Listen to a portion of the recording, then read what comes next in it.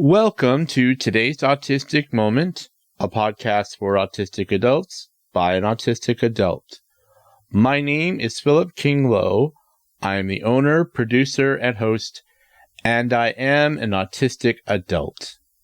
Thank you so very much for listening.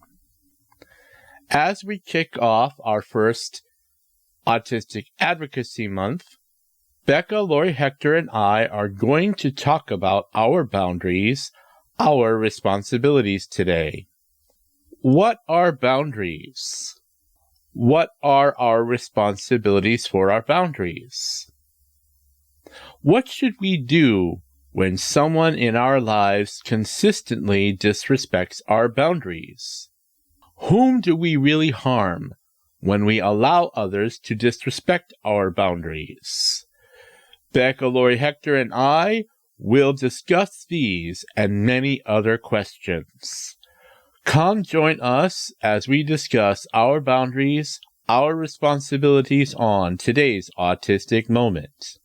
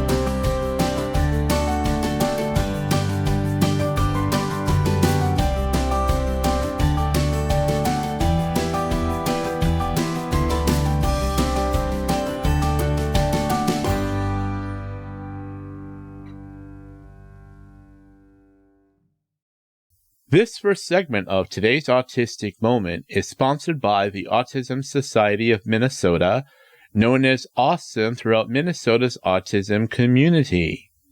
As Minnesota's first autism resource for more than 50 years, AWESOME serves the whole state, the whole spectrum for the whole life. Visit AWESOME at ausm.org. In addition to the wonderful guests and conversations on today's Autistic Moment, you can find many more resources. Visit todaysautisticmoment.com to listen to over 120 episodes released since 2021.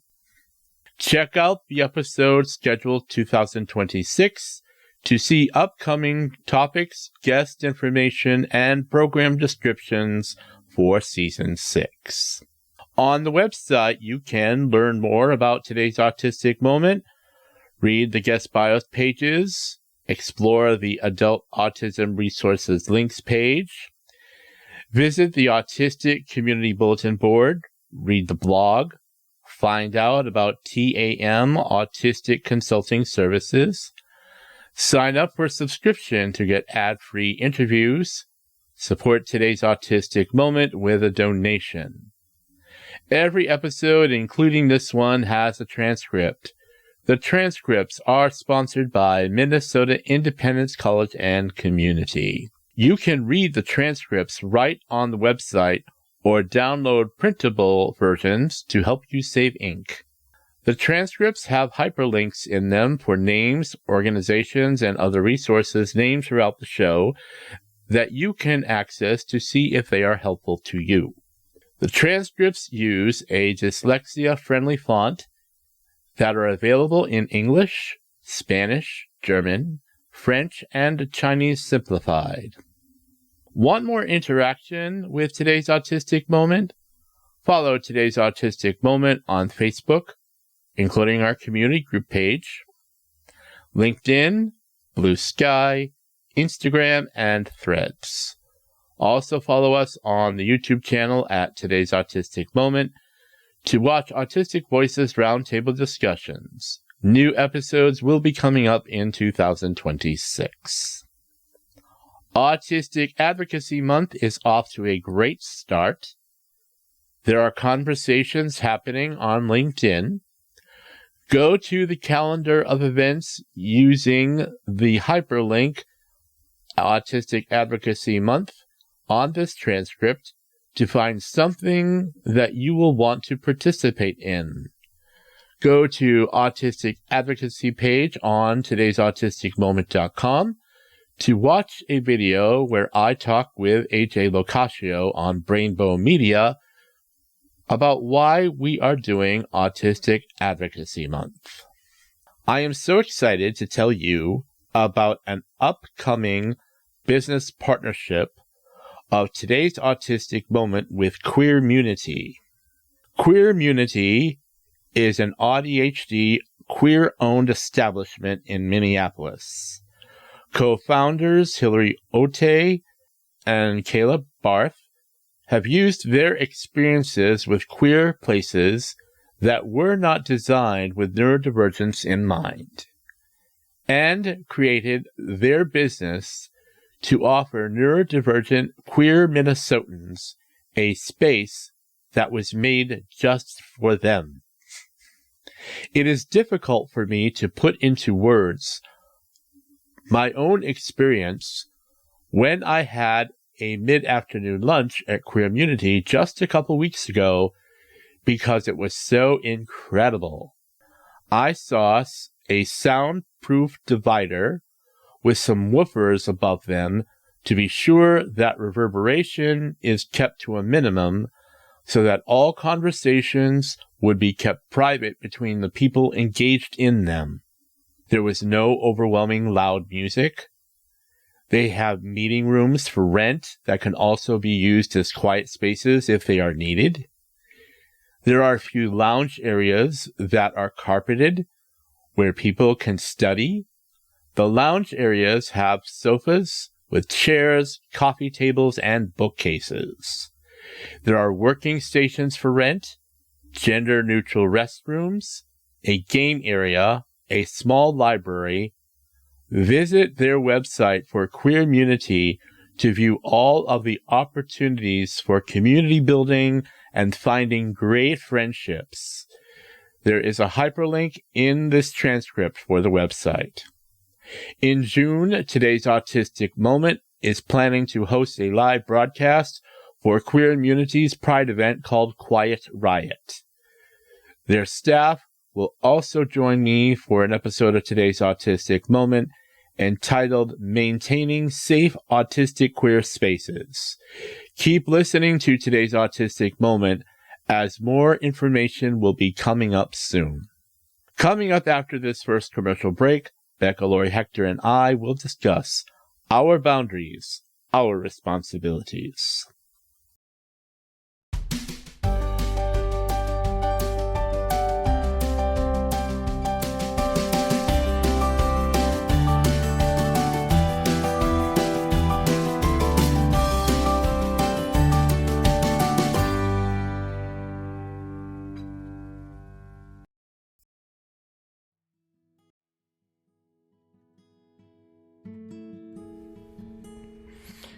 Today's Autistic Moment can be downloaded and heard on most podcast apps, including Apple, Google Play, Breaker, Castbox, Overcast, iHeartRadio, Pocket Casts, Radio Public, Spotify, TuneIn, Pandora, Amazon Music, Audible, Podcast Addict, Podcast Chaser. If you are looking for the transcripts, go to todaysautisticmoment.com, click on the episode you want to listen to, and follow the directions to find the transcripts. Thank you for listening to Today's Autistic Moment.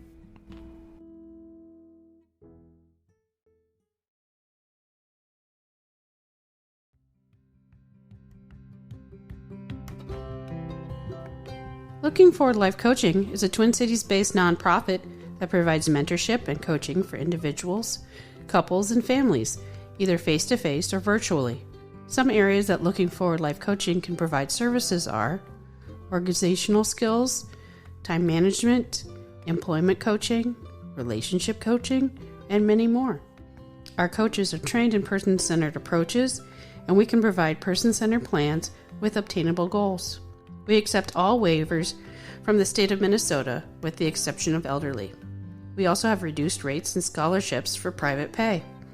If you would like more information or schedule a free meet and greet, visit our website at www.lookingforwardlc.org or call us at 612-504-7414. Looking Forward Life Coaching helps change stumbling blocks of life into stepping stones towards success.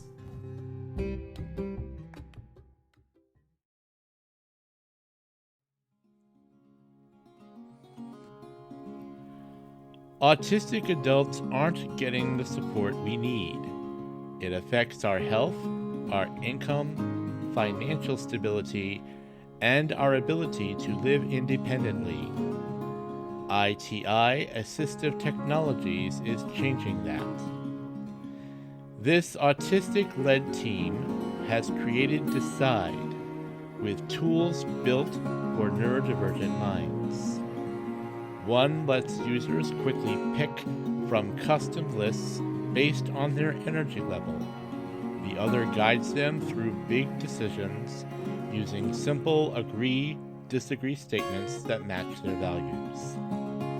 Visit itiassist.com/decide for more information about downloading the app to get all features for just $5 a month.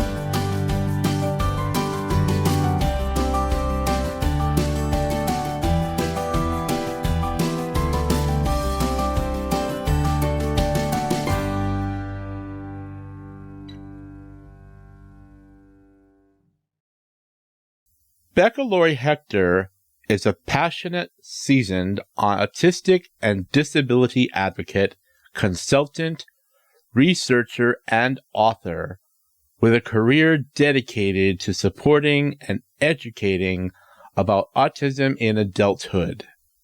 Based in Maine, Becca focuses on living an active, positive life and brings that same energy to all of her work. Becca has created tools and resources that empowers others to embrace their authentic selves and live fulfilling lives. As an openly autistic adult, Becca pours her experience into her writing and teaching. Becca is the author of the book Always Bring Your Sunglasses and Other Stories from a Life of Sensory and Social Invalidation. Please join me as we welcome Becca Lory Hector back to today's Autistic Moment. Becca Lory Hector, welcome back to today's Autistic Moment. How are you doing today? I'm doing well. I'm excited to be back. Yeah, definitely. This is going to be exciting, I think, because you and I have had some conversations behind the scenes getting ready for this. And we are now in Autistic Advocacy Month, the very first of it. And this is an exciting part to be in.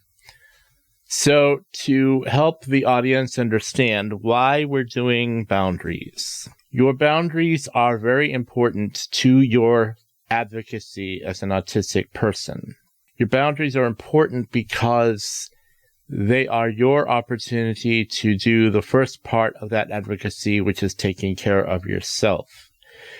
And managing your boundaries, of course, includes things like turning off your social media, because we know the month of April is news heavy now, and also social media is just compounded this time of the year.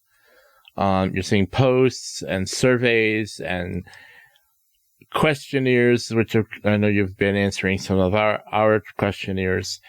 And the thing is, it's loaded with things that can be destructive, and we also tend to take a lot of that on ourselves, which we don't need to, and that's why we're really talking about boundaries here. And the thing is a lot of us do live with neurotypical individuals who may have various opinions about what being autistic means, including those that are supported by a lot of the nonsense that is going around these days. But we do tend to internalize those. And so the reason we're talking about our boundaries and our responsibilities here is to help our audience, and even ourselves, Becca and me too, to define what those boundaries are and what our responsibilities are to those boundaries.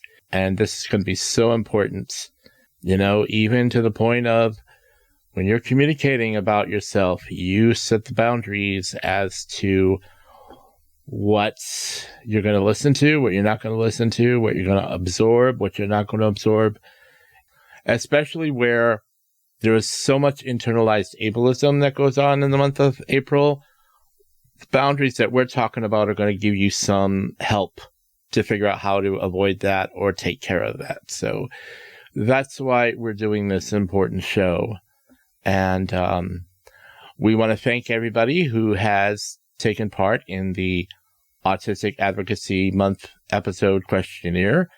And Becca Lory Hector and I are going to talk about some of those responses. So Becca, let's give a definition or two about what a boundary is.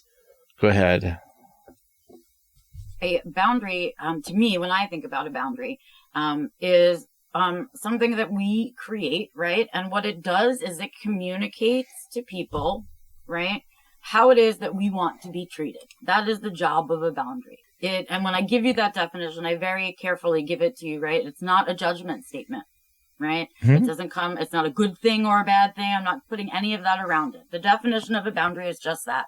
The way to communicate, right? What it is that is allowable behavior around you and what is not, mm-hmm. right? What you like and don't like, all of those things, however you want to look at it.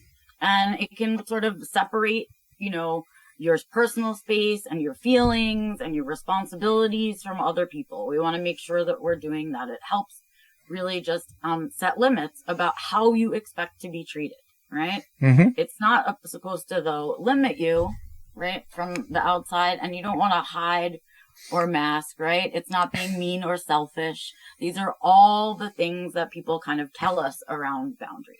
Mm-hmm. They serve a purpose, right? And they are not there to punish other people. That is not their job.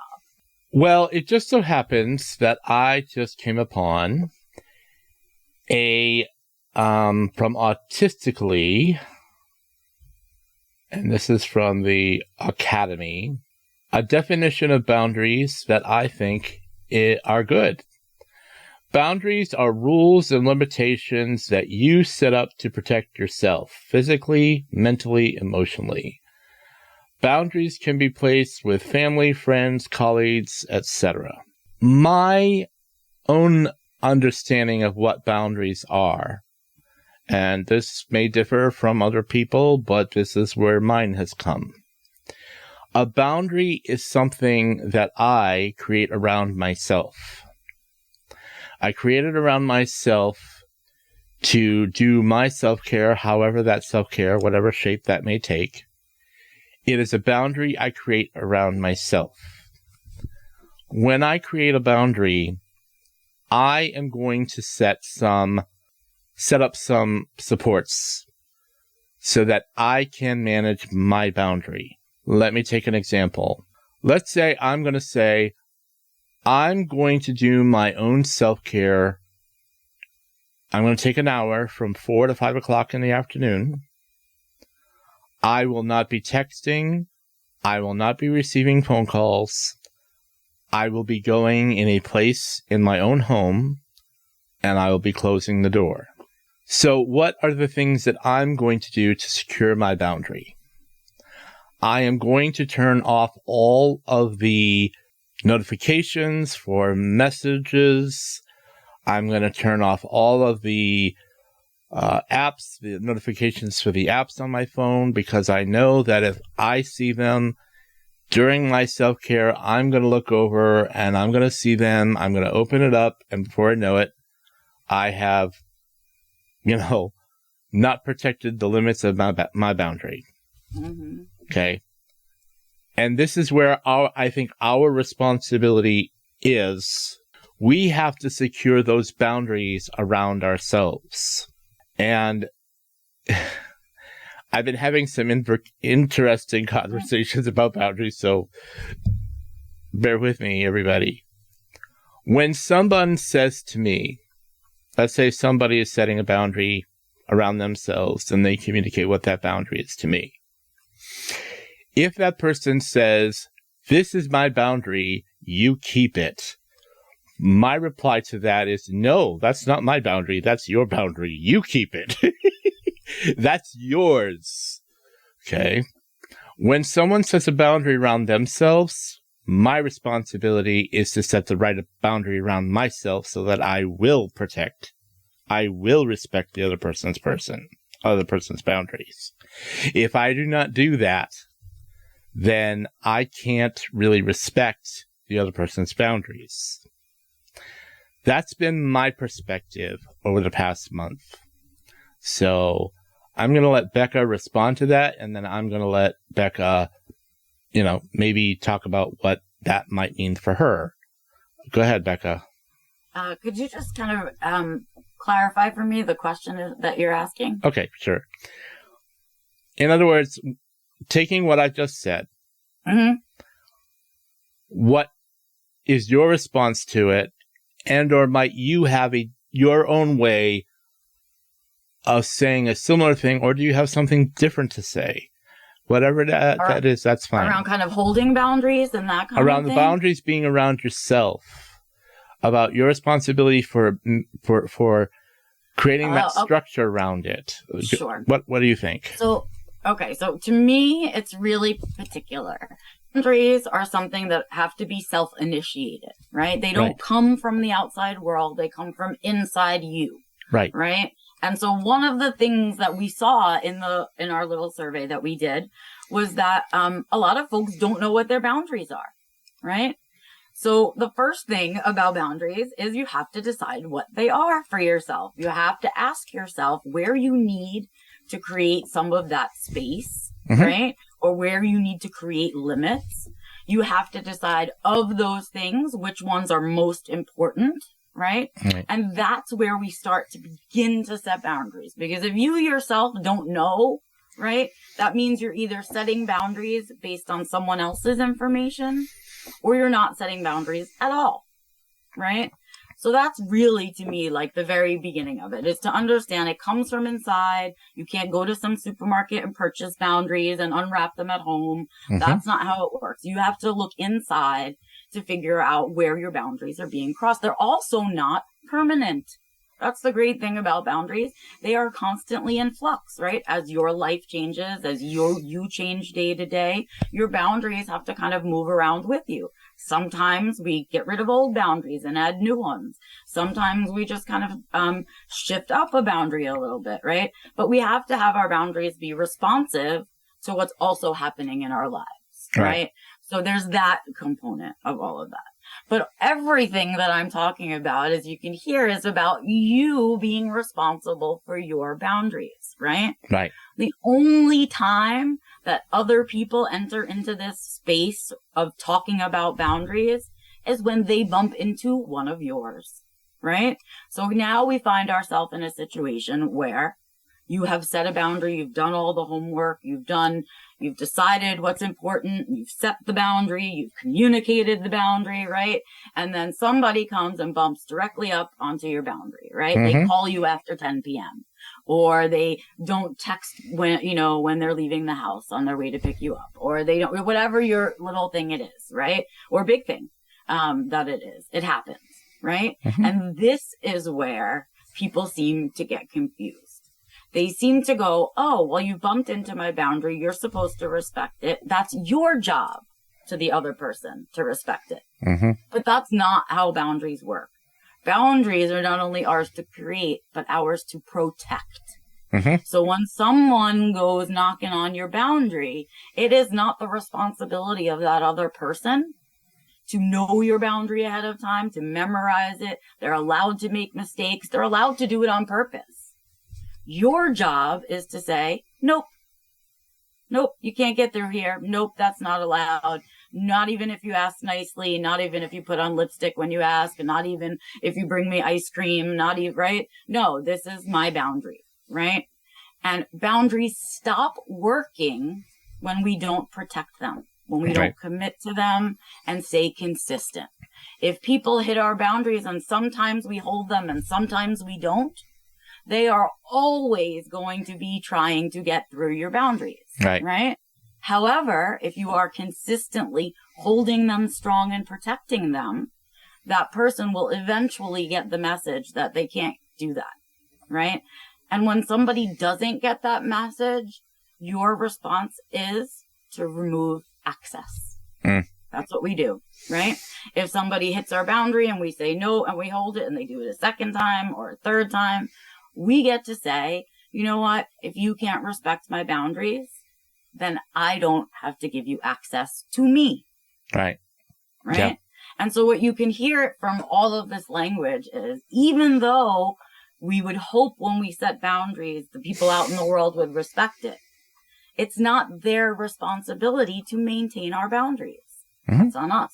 It's not their responsibility to set the boundaries. It's also not even their responsibility to kind of memorize your boundaries or know your boundaries.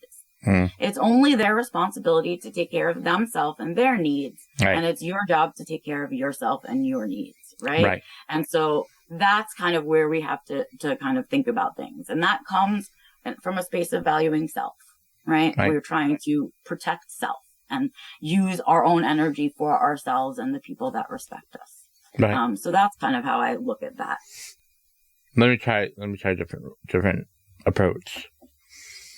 Sometimes if someone, let's say, interrupts your boundary, let's say they're interrupting your self-care time. And you respond to them, you may have, without thinking about it, already surrendered your boundary to them. I get what you're saying. Yeah, right. It's one of those things that, how do I put this? It's the catch-22, I guess.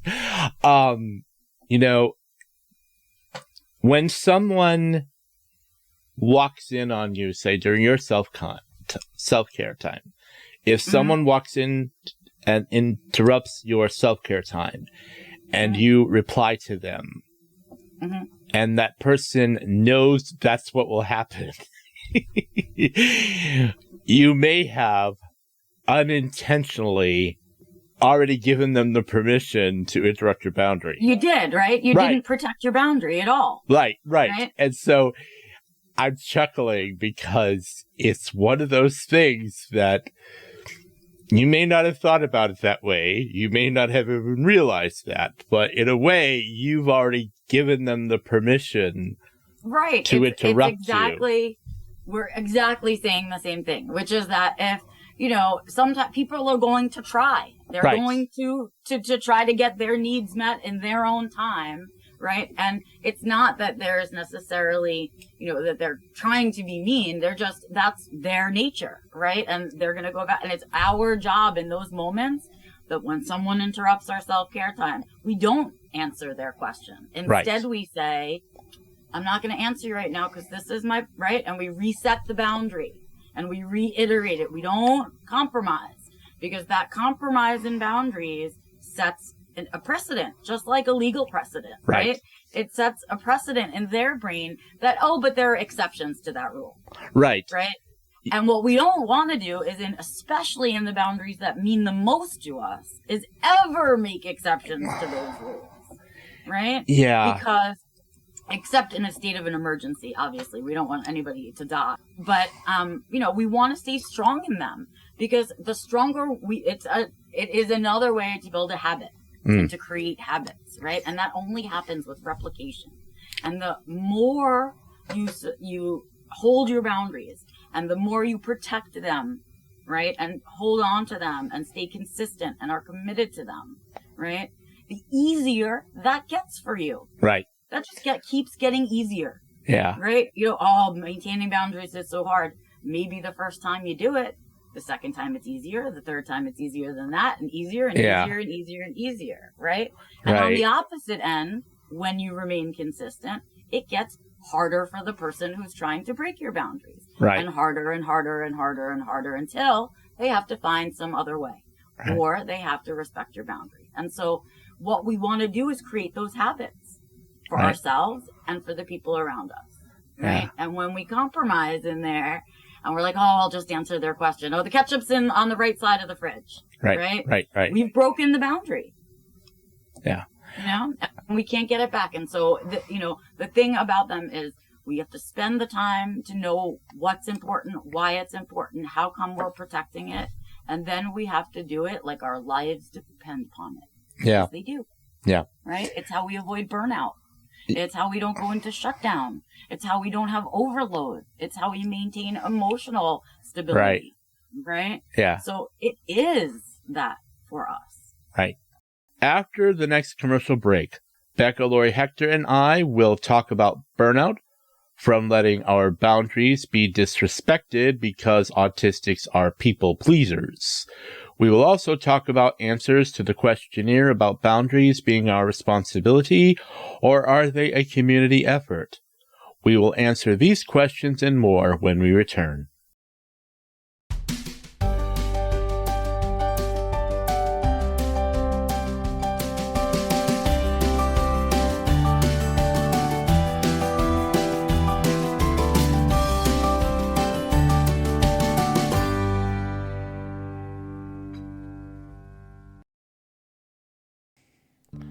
Are you looking for a space where you don't have to explain your autism to be seen, heard, or understood?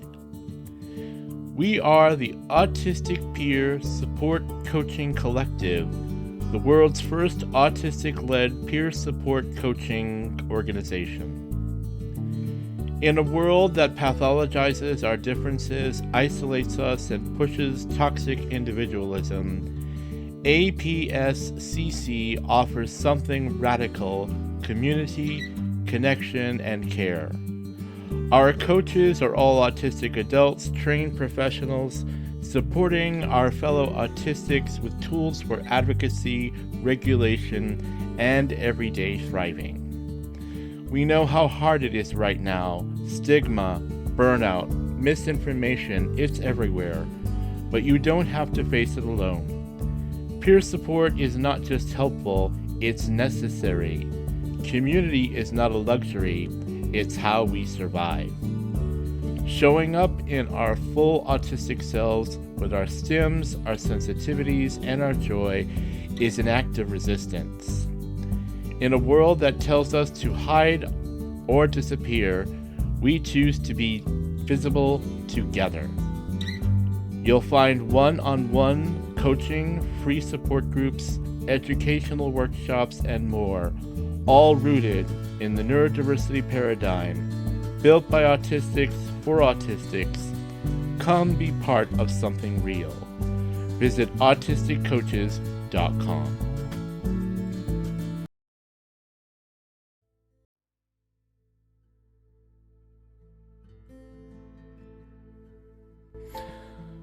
Support for today's Autistic Moment comes from Best Care Home Care Agency.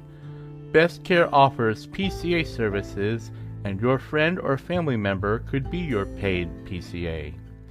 Best Care also offers homemaking, FMS services, and 2, 4, 5D services throughout the Metro and Greater Minnesota.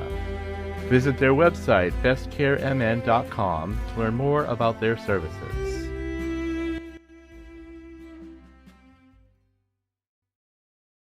MICC provides transformative education and training for autistic and neurodivergent adults to live independently, work purposefully, and thrive in community. With hands-on learning and caring guidance, MICC participants accomplish things they never imagined, from daily living tasks like taking public transportation or managing finances, to building and sustaining a career and lifelong friendships. Learn more about our inclusive community in Richfield, Minnesota at micc.org. There are many podcasts you can listen to these days about autism, children with autism, and what Shannon D. Rochas Rosa calls the Autism Grievance Parent Industrial Complex. Today's Autistic Moment is celebrating Autistic Advocacy Month by presenting a podcast where an autistic adult hosts autistic adults so that our stories are told and heard. In the coming months, there will be opportunities for autistics to be interactive with the podcast, as we will talk about building autistic communities, friendships, upholding our dignity as autistic queer people, maintain safe autistic queer spaces, talk about practicing the pause, creating a path towards trust, caregiving, and so much more. And we will be expanding our network. Today's Autistic Moment needs your contributions to continue our way forward for the autistic adult intersectional communities. Support today's Autistic Moment in any of the following ways. Make a donation through the coffee icon when you tap on Support Today's Autistic Moment on todaysautisticmoment.com. Subscribe via Patreon. Purchase items at today's Autistic Moments logo shop.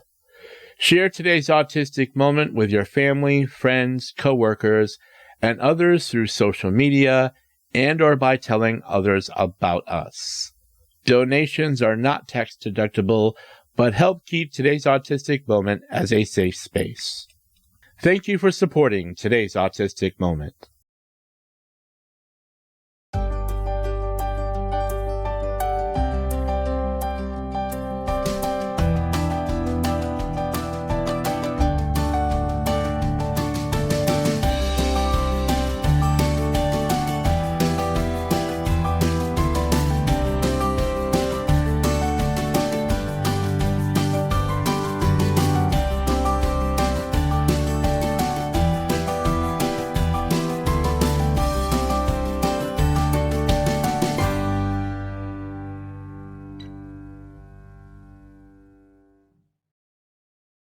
Welcome back. Before the commercial break, Becca and I were talking about boundaries, being self-initiated, and what our responsibilities are to those boundaries. We ended the last segment by explaining what can happen when we don't maintain our boundaries and keep allowing others to disrespect them intentionally or unintentionally. Now we are going to talk about why autistics tend to not hold their boundaries in place, because we are people pleasers. You just said something about burnout and that kind of thing. In that same survey from Autistic and again, this is kind of done by Kent and Medway Mental Health from the UK, but why are boundaries important is the question, and their answer is autistic people can often be taken advantage of due to people pleasing. And because they think they don't have the ability or authority to say no, this leads to increased anxieties and overwhelms due to overextending oneself, especially if not able to keep up and demands. Self-care is important and boundaries are healthy. Now, here's one of the problems.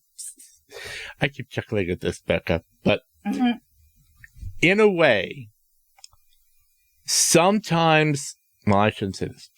Autistics are people pleasers. It's just a fact of being autistic. It's a trauma response, actually. It is. It is. But we all, I mean, there's, this is a topic that I think is really connected to boundaries. Yeah. Actually. Yeah, absolutely. So yeah, continue. I'm sorry. No, that's okay. No, that's okay. But this is an image I have in my head right now. I have this image of somebody who's about to lock their door. Okay. And doors and locks are a boundary. Mm-hmm. Okay. So the person who's going to implement the boundary opens up the door and steps outside to tell that person, you may not come in here. The part that's hard here is that you are telling the other person, I am going to do my self-care, or I'm going to do something to take care of myself, whatever that is. And you're telling them, please do not come in and interrupt my boundary. The problem here is you're telling that with the door open. Yeah. So while you're telling them what your boundary is, you've already left the door open, which means they're just going to slide in behind you. There's a difference between, so what you're describing feels a little extreme to me, because most people, if you say to them, right, like, I'm going in my room to have some quiet time, to read, to do whatever, and I'm closing the door, most people, that's good enough. Right. Right? Like, that's it, right? We don't have to lock on top of it. We don't have to do it. We don't have to put a sign out the door. We don't have to, and they're certainly not trying to physically rush past us to get into this room, right? Okay. So what we're really talking about is the way that we choose to communicate our boundaries to people. Yeah. And how to do that well, right? And you are not in control of how that person responds to your boundaries. Let me say that very loudly. So if you put up a boundary that is healthy, you communicate it kindly and respectfully, you give people ample warning, they've understood, right? And that person still is breaking your boundaries, right? We have an issue and it needs to be addressed. We can't just walk away from it. We have to make sure that we're addressing it, right? We want to make sure that we don't set boundaries and then expect people to, by osmosis, know what our boundaries are. Right? We want to communicate them. We want to make sure it's all clear. And once we have done that work, it is now on that person, and it is their responsibility to decide how they respond to our boundaries. If they like it or don't like it, if they're mad or sad or hungry or whatever. Right? That's on them. And our only responsibility is maintaining our boundaries. Right? Yeah. So we have to kind of put that all into place. But you mentioned people pleasing, which I feel I must talk about, because I think it is the piece that keeps most people away, not just autistic people, everyone, away from boundaries. Like this idea that it's mean to set a boundary, or that it's selfish to set a boundary, or cruel to set a boundary, or you don't love a person if you set a boundary, right? We put a lot of negative connotations around that, but so what happens for folks that are people pleasers, right, is that they don't want to set boundaries because it feels a lot like saying no, and it feels a lot like you might be disappointing people, right? And that is, but what I want to tell you is people pleasing in and of itself is already a trauma response, right? People who become people pleasers are doing it to maintain the comfort level in a room, to maintain other people's responses, right? All of those things in order to maintain safety. And that comes from having experienced trauma, where when you've expressed your needs and wants, right, you've had negative repercussions. So that's where that people pleasing comes from. So when you start to set boundaries, if you are someone who comes from a people pleasing place, this is going to be a big conflict for you, right? Yeah. And so we need to really think about that people pleasing component as we create boundaries, because it's a habit, just like boundaries are a habit, right? But they are opposing forces. And so we need to think about, where is that people pleasing coming from, right? And how can we adjust for it, right? There are other things that make us struggle with boundaries besides people pleasing. Like some of us have terrible modeling around boundaries. Maybe we had parents or grandparents that had no boundaries, or had really terrible boundaries, or didn't communicate their boundaries at all, right? And so that can make it difficult. Sometimes we don't really know what we're goaling for in our lives. We haven't thought about our purpose or our values and our priorities. And so it's unclear in our lives. And so it becomes hard to set boundaries. We don't really know what we're trying to build. Right. And then, of course, for autistics, all over the place, autistics, but for other people too, our social conditioning, that fear of being judged or seen as selfish, right, is also something that can make boundaries really, really complicated.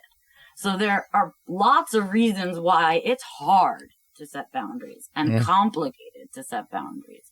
But once you start doing it, it gets easier and easier and easier again. And you start to feel better. And then you're like, hold on, I feel better. I don't care if someone's mad at me because I feel better. Right. And it shifts that whole perspective. So important, that people pleasing thing to really take into account when you're thinking about boundaries. Yeah. We have two very interesting responses to our survey, our questionnaire, that is interesting. We had 14 responses, and one of those questions was, whose responsibility are our boundaries? 64.3% of those said, my boundaries take teamwork. I need to communicate them clearly, and the other person needs to respect them. The smallest group, which was 35.7%, said, my boundaries are my responsibility. What are your thoughts about that? My thoughts on that are that 35% or whatever it is, they're onto something, right? The idea that it's teamwork, right, is something we need to kind of adjust about. Because I started to explain a little bit about how it's our job to create our boundaries and to protect our boundaries. And when somebody bumps into our boundaries, it's our job to hold them strong. It is not our responsibility for how they feel about our boundaries, right? And so the idea that they have to respect them, right? You can't make somebody respect them. You can't force that upon somebody. But what you can do is hold your boundary. And if they don't like it, right, we remove access. Access changes. Either they leave because they're not happy, or you say, you're really driving me crazy and no, you can't have that. And so I'm removing myself from this situation. Right? And so no matter how we look at it, those boundaries are our responsibility.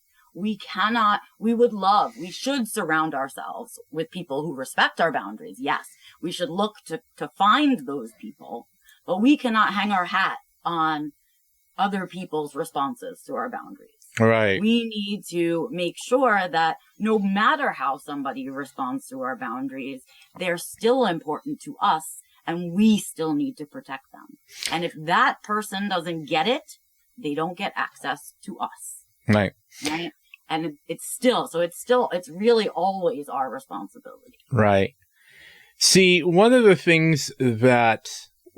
of my issues that I want to talk about from my own perspective, if I don't protect and maintain my own boundaries, it is going to be very difficult for me to respect someone else's.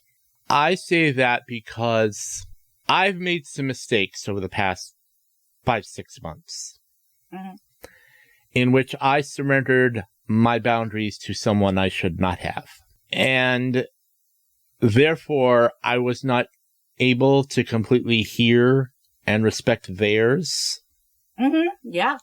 Yep. Because subconsciously, I had created a space for me that suggests, since I've given up my boundaries to you, you should do the same for me.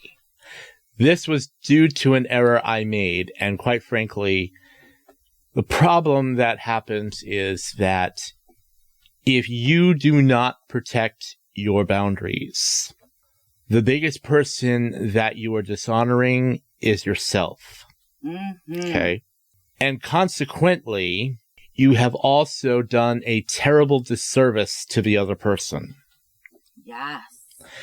because you've let them, again, this can be unintentionally, okay? Mm-hmm. We're not saying that anybody intends to do this. Again, it comes from that trauma response of people pleasing, okay? You want to be able to respond to someone's needs. And may I say, that is a great act of compassion, one that we should not downplay. At the same time, when, again, this is me, and this may not be the experience of someone else, but this is my experience. When I did not protect my boundary, Mm-hmm. I allowed that person into a lot of parts of my life that they didn't belong there. Mm-hmm. And But consequently, this isn't right. Yeah. right. And consequently, it wound up doing a terrible disservice to the other person who needed me to help them with what I was helping them with. And so this is where I need to say something, because one of my questions was in the questionnaire. Mm-hmm. When I think of a boundary now, Mm-hmm. as a result of this experience I've had, when a flight attendant gives safety instructions, they tell you to put your own oxygen mask on before helping anyone else. Mm-hmm. Boundaries can work the same way. Yep. You need to set and protect your boundaries first. Then you can help someone else understand theirs. I asked, do you agree with this oxygen mask idea? Mm-hmm. 78% of those who answered this questionnaire agreed with me. Mm-hmm. Only 28.4% disagreed. And we want to emphasize that doesn't mean that the 21.4%, there may be another element to this, but that's how I think of them. Mm-hmm. Please respond to all that, Becca. Sure. So, yes, I want to go back a little bit first, though, because you said so much. And so first I want to say kudos to you as a human being for having this little growth moment, right? Where you're reassessing what you know and think about boundaries. That's exactly what I was talking about, right? Like, life is going to come at you and you have to adjust accordingly, right? And now you think about boundaries a little bit differently. Maybe you're stricter with them, maybe you're whatever, but it was a lesson in what happens when we're not committed to our boundaries, right? When we're not consistent with them.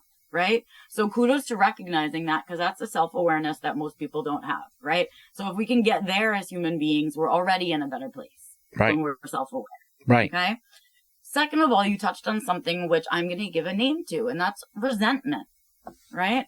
When you expect that someone respects you, so they will respect your boundaries, and they don't, and then they continue to do that, it feels like you're getting run over by a truck over and over and over again. Mm-hmm. So what ends up happening is you feel eventually like, you know what? I kind of want to run you over by a truck one time or two, right? And so we start kind of not respecting their boundaries back, right? And that comes out of this resentment piece, right? Now, if we had held our boundaries from the get-go, we don't even create the space for that resentment, right? To build up. So I want to talk about that piece, because that happened in there too, right? In that conversation. Right. This oxygen mask thing is a great analogy. It's really similar to the you can't pour from an empty cup analogy. Right. Right? The idea with boundaries is they're there as part of your self-care plan. Boundaries are part of all of the things that you do to take care of yourself. Exactly. And taking care of self is our responsibility. Once we are done taking care of self, if we have extra lying around, we can then start giving it away to other people. Right. But you can't know that you have extra oxygen to give out unless you've taken the oxygen you need first, and then you give away your extra. If everybody didn't take what they needed and just gave away to everybody else, right?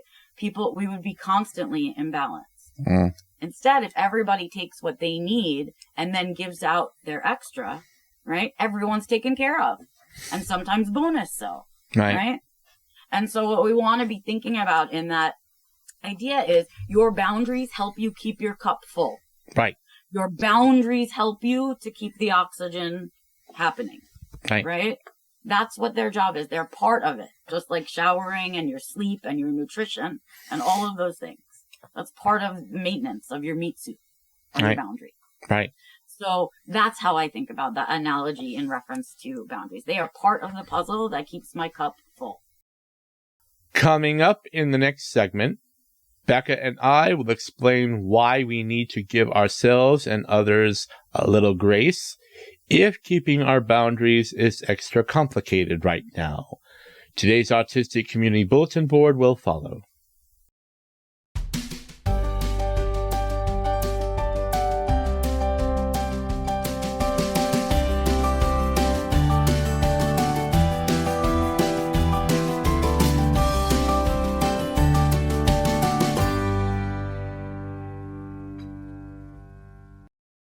Did someone just inform you that you have autism? Are you wondering what the difference is of what being autistic and being a person with autism means? Maybe what you need is help finding life coaches, crisis support, education, and connecting with the autistic community. I can help you with these and other questions you may have. TAM, Autistic Consulting Services, are not therapy or legal advice. My consultation services offers you education supports with recommendations to people and resources to see if they will work for you. Go to today's Autistic Moment and read about TAM, Autistic Consulting Services. If interested, please fill out the intake form and make an appointment so we can begin working together. Hello, autism community. My name is Lisa Morgan. I'm an autistic adult too, and I know firsthand what it feels like to be unintentionally harmed by well-meaning professionals when reaching out for help.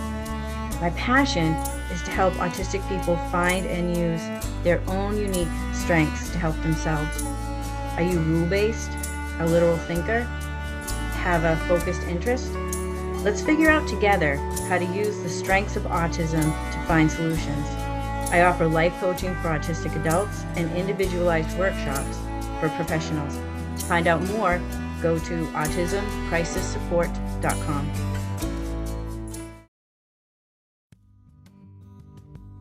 The celebration of Autistic Advocacy Month in April continues on April 26th, when Coach Lee Hopkins and I will present the episode Autistic Advocacy Month, Our Boundaries and the Responsibility of Others. Autistics are often stereotyped as not knowing or managing our own boundaries, so others assume that they must take responsibility for our boundaries.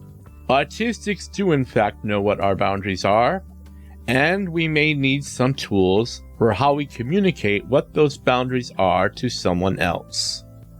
What are their responsibilities? Coach Lee Hopkins and I will give you some suggestions as to how autistics can manage their boundaries and know what the responsibility of others are. On May 10th, Gabby San Miguel from Minnesota Independence College and Community will join me for the episode Autistics Thriving Through Community Building and Strong Friendships. On May 24th, Lisa Morgan and I will present Autistics Thriving by Finding Themselves After Grief Management. Check out the episode schedule 2026 on todaysautisticmoment.com for details about these and other upcoming shows. Thank you for listening to Today's Autistic Moment.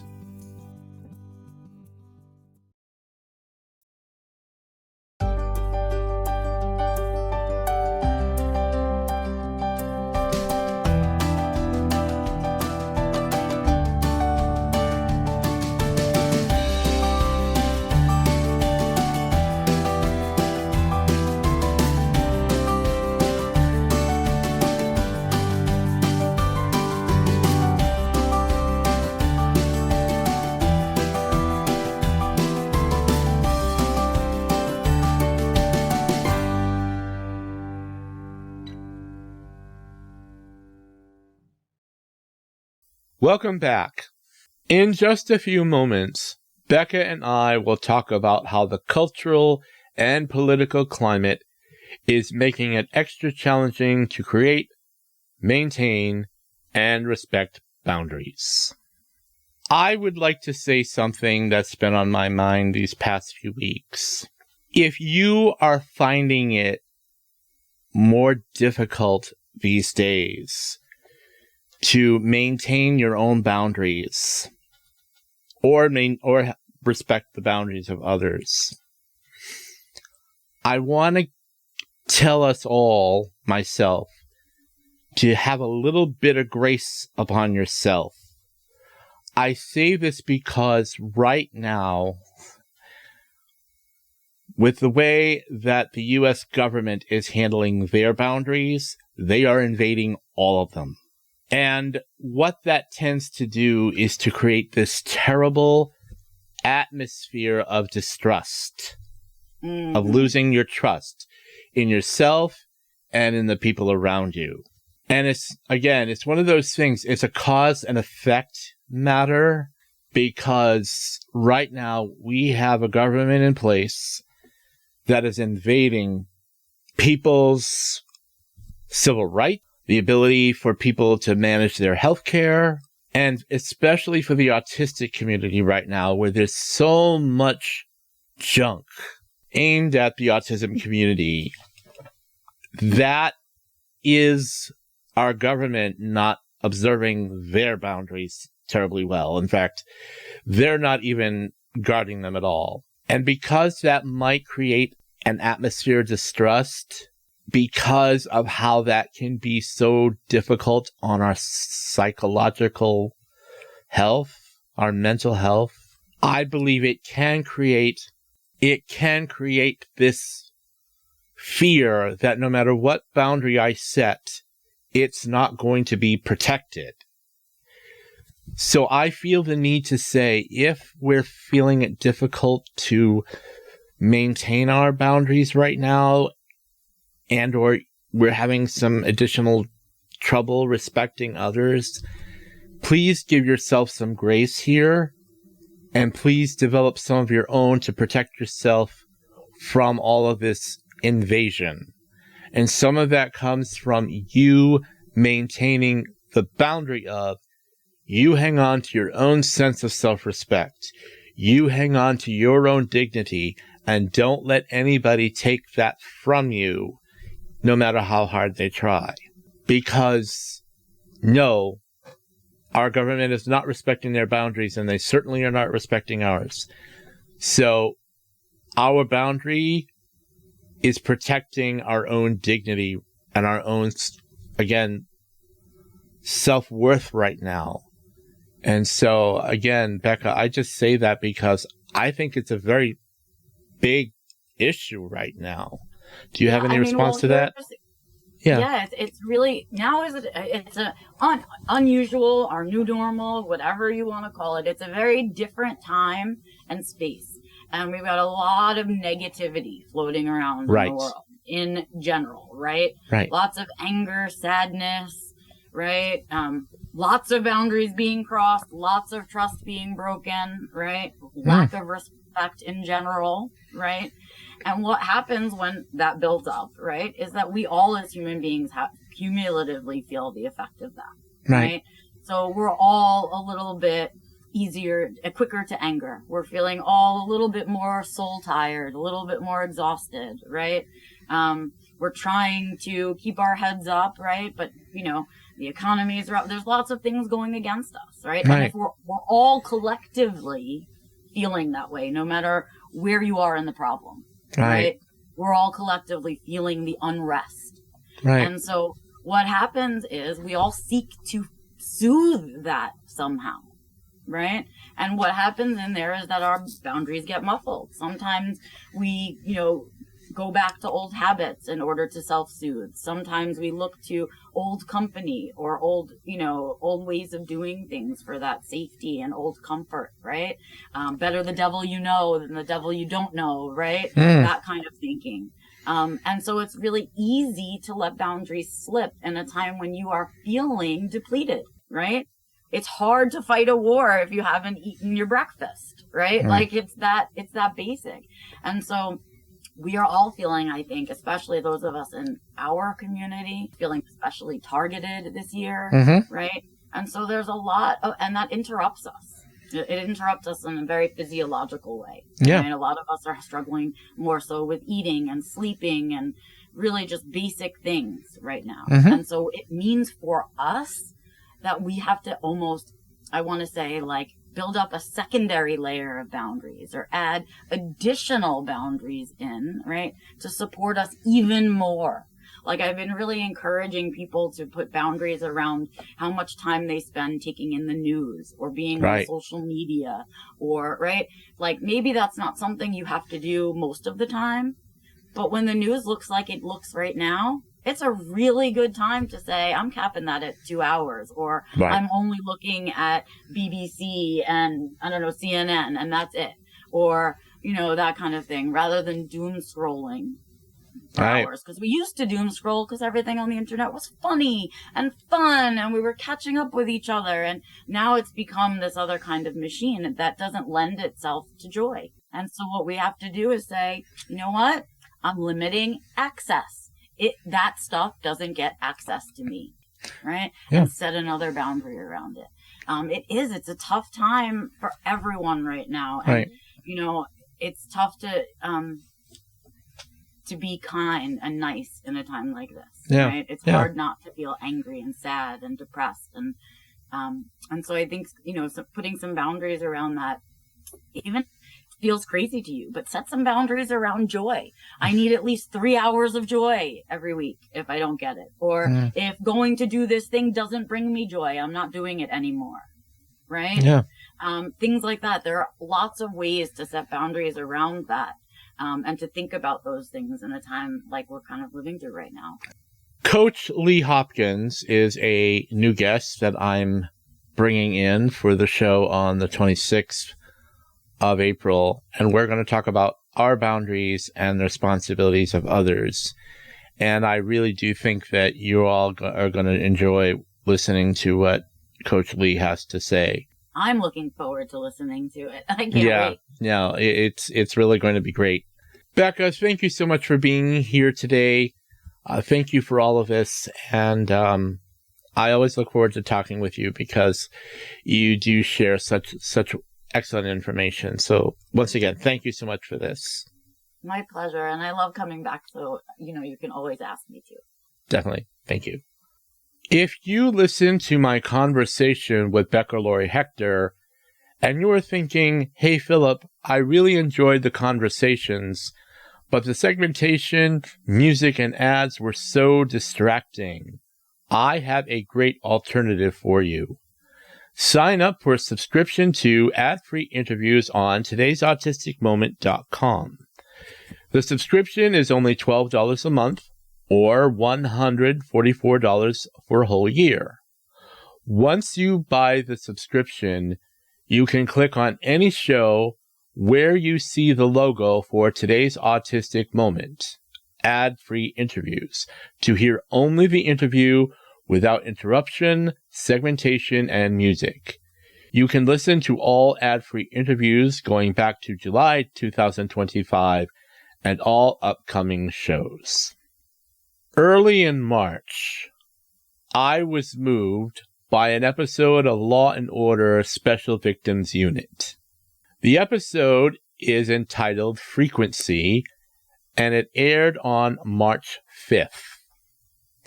Please see the hyperlink in the transcript for information from IMBD. In the episode Frequency, a baby monitor picked up the frequency and showed a young boy named Avery Lee who had been kidnapped and kept in a cage. It was later discovered that Avery was a non-speaking autistic.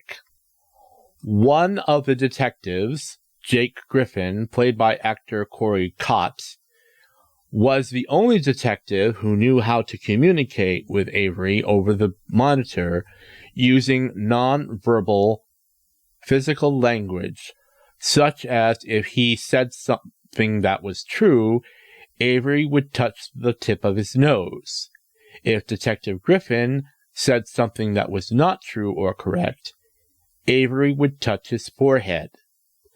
Through Griffin's communication with Avery, they were able to find Avery and rescue him from the cage and took him back to his mother. What I loved about this episode was that it showed how a non-speaking autistic boy named Avery was able to communicate through simplicity and a detective who knew how to speak the language and was able to rescue Avery. After Avery was returned to his mother, Griffin asked Captain Olivia Benson, played by Mariska Hargitay, quote, "How do you deal with all the darkness?" End of quote. Captain Benson replied, quote, "We keep telling our stories no matter how dark they are." End of quote. The episode and what Captain Benson said fits with Autistic Advocacy Month. We need autistics and our allies to keep telling our stories about how wonderful autistic people are and the fantastic contributions they make to our lives. If you use the Peacock app on your Roku or another means to watch the Frequency episode, I encourage you to do that. I don't often recommend television shows that portray autistic people because they are usually based on the, quote, deficits, end of quote, used to denigrate them. This program showed an autistic with higher support needs is able to communicate with someone who understands him. It was the most positive portrayal of autistic individuals I have seen in a very long time. Today's Autistic Community Bulletin Board. All these events and many others, such as sensory-friendly concerts, art activities, and museum information links are available on todaysautisticmoment.com/bulletin board. For more than 30 years, the Autism Society of Minnesota has hosted the Minnesota Autism Conference, which brings together autistic adults, caregivers, educators, service providers, therapists, and advocates from across Minnesota and beyond. In 2026, Awesome is making a shift to a virtual 2-day format. This change helps lower ticket prices and increases access, with no travel, no hotel costs, less time away from work or caregiving, and more flexibility for how and when you participate. Tickets are on sale now for $149.99. Awesome members get $50 off. But there's another way to save more money. Autistic Minnesotans can request the scholarship rate, which is just $74.99. Since scholarships are funded by Awesome's donors, they are not available to people outside of Minnesota. The scholarship rate is available to all Minnesotan autistics, including those marginalized by race, gender, sexuality, and more. The Adult Coffee Club for autistic adults in Minnesota are held on the second Tuesday of every month, weather permitting, at Dogwood Coffee, located at 2700 University Ave, Suite 100 in St. Paul, Minnesota. The zip code for your GPS is 55114. The Adult Coffee Clubs will begin at 3 p.m. to 5 p.m. There will be no coffee club in April. Coffee clubs will resume on May 12th, June 9th, July 14th, August 11th, September 8th, October 13th, November 10th, December 8th. Understanding Autism virtual classes are offered by the Autism Society of Minnesota. The next classes will be April 13th, 10 to 11 a.m., May 11th, 12 to 1 p.m., June 8th, 6 to 7 p.m. July 13th, 10 to 11 a.m. August 10th, 12 to 1 p.m. September 14th, 6 to 7 p.m. October 12th, 10 to 11 a.m. November 9th, 12 to 1 p.m. December 14th, 6 to 7 p.m. On May 7th, beginning at 6:30 p.m. to 8:30 p.m., Joyner Emmerich will present a workshop at the Autism Society of Minnesota entitled Autistic House to Home, A Guide to Affirming Home Space. Save the date, May 17th, 2026, beginning at 9 a.m. to 12 noon for the Steps for Autism.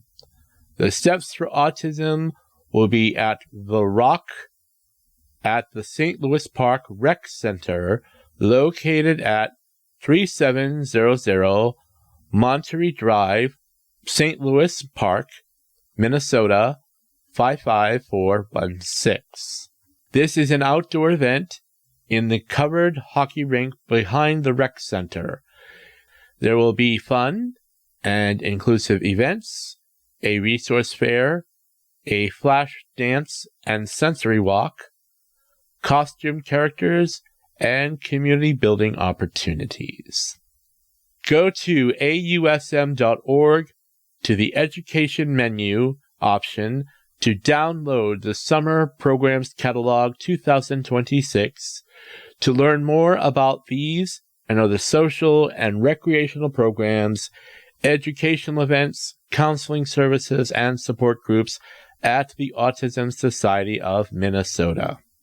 Min Neurodivergent is a social club rooted in a vision of bringing neurodivergent Minnesotans together to build meaningful connections. Its core principle is to foster an environment where all are treated with dignity and respect, regardless of ability or preferences. Go to their website, minneurodivergent.org, for more information, become a member, volunteer, and attend their events. Today's Autistic Moment is here because of the generosity of supporters and sponsors. Go to today'sautisticmoment.com and select Support Today's Autistic Moment to donate.